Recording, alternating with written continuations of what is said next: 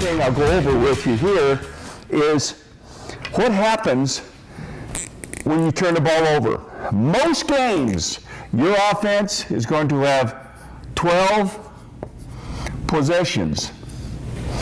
Now, if during that ball game, to have one takeaway, I take away from you, what happens to that number is now I have 13 and you have 11. If I have 2 takeaways, I now have 14 and you have 10. So obviously possessions are a critical part of the game. For instance, the Seattle Seahawks played the San Francisco 49ers. Interestingly enough, in that ball game, which was a normal 12-possession game, the 49ers turned the ball over 4 times. So what that meant was they went from 12 to 8 possessions for the game, and the Seahawks went from 12 to 16 possessions. So you can see when you keep giving Russell Wilson, even though he may not have been as flashy as Kaepernick, you start to wonder why turnovers are important. And that is a very, very critical part of the game. It's probably next to scoring, not probably, it is the most significant things that you do in a ball game. Okay, I'm going to give you a rule. This rule is golden. This goes back to the wishbone, veer, spread option, anything you're doing. The man who has the quarterback, the player who has the quarterback. Now, I think I'm going to make this must be on the line of scrimmage.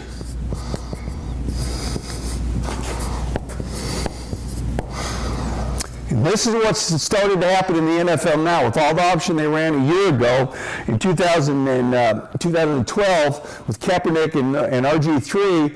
What is happening now is they're going to take him right on the line of scrimmage and they're going to try to legally hurt him in front of his family.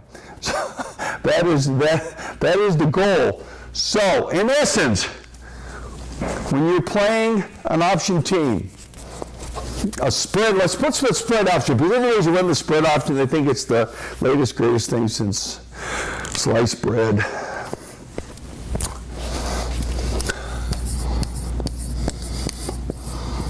If you're playing, this is a quarterback, and you're playing the spread option team, the quarterback is going to be reading this end.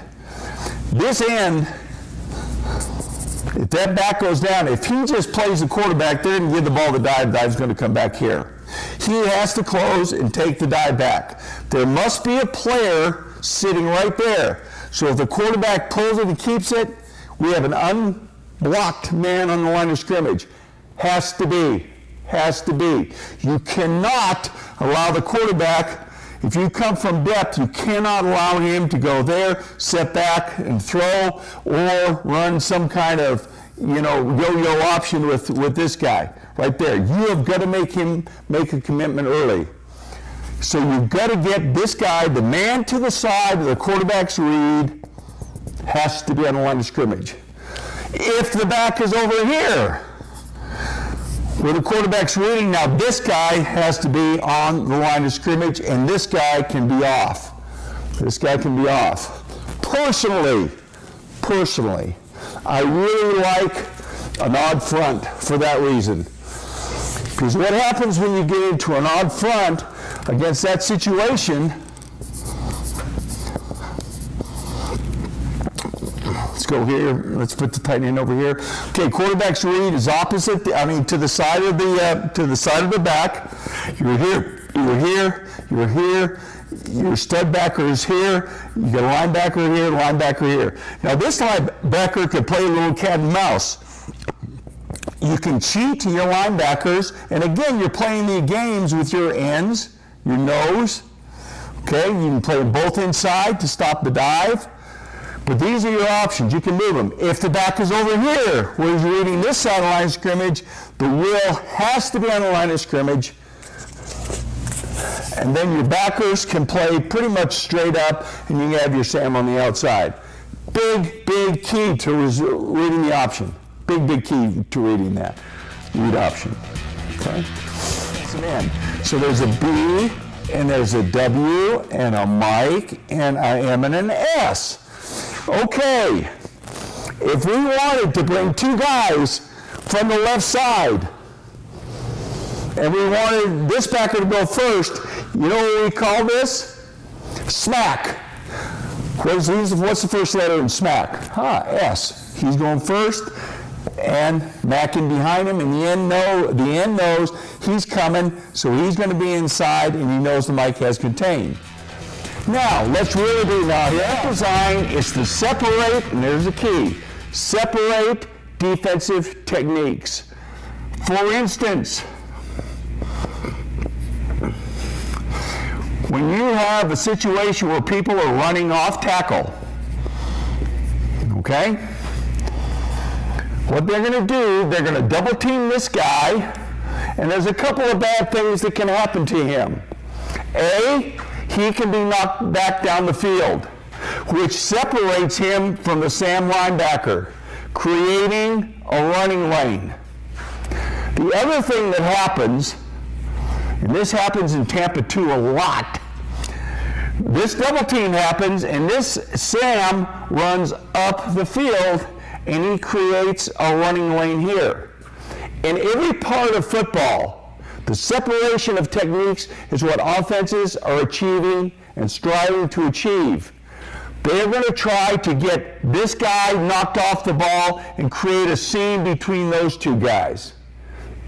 Okay, I will go over gap responsibility in a minute, but that's the process. In the passing game, if you see a cover 2 corner and safety, you want to stress these guys so he has to play deep, he has to play there, and you can get someone in that area. You're going to separate this corner from the safety. If the corner gets too much depth to the safety, then this guy can go in the flat. You're trying to create separations in your pass coverage. Everything, kickoff returns, whether they trap or wedge, they're trying to make somebody make a mistake. So that's the basic premise. Now, I hate to sound like art of war, but it is. It is the art of war. If you remember, there was a little town in France, and we had U.S. Army people all over the place here, and the Germans made a big push to try to get through there. If they would have gotten through there, they would have created a separation in our military. It was called the Battle of the Bulge, which most of you have heard of. Football is no different. Now, nobody's going to die. Nobody's going to die, but the theories are still the same. By the way, here's a couple of things about football that I really love. A, it's the only team game in the whole world where the object is for everybody to hit somebody every play. Hockey, you're going to hit the guy with the puck, right? But the other guys aren't hitting each other. Okay? Rugby, you want to hit the guy with the ball. Soccer, you don't want to hit anybody ever because you'll get a yellow card, God forbid a yellow card. But it's a violent game. And one thing, when you step inside that line, it's mayhem, guys. It's mayhem. And that's okay. That's good. That's good. I had a great, really good player play for me with the Jacksonville Jaguars named Jeff Lageman. And Jeffrey probably shouldn't go on line with this, but that's all right.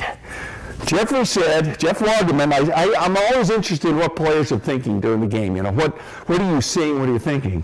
Jeff Lageman, who is I think like a 3.8 English major out of the University of Virginia, which is a very good school, as you all know. He used to say, I said, Jeff, what do you think? Because he would finish tackles. He'd put guys on the ground and finish them. I said, what are you thinking when you're playing the game? He says, Coach, he said, when I step inside the white lines, he said, I want to legally hurt the guy I'm playing against, and I want his mom and dad and fiance sitting in the stands watching me do it to him. I said, I think that kind of covers the mean attitude that you have. All right, let's get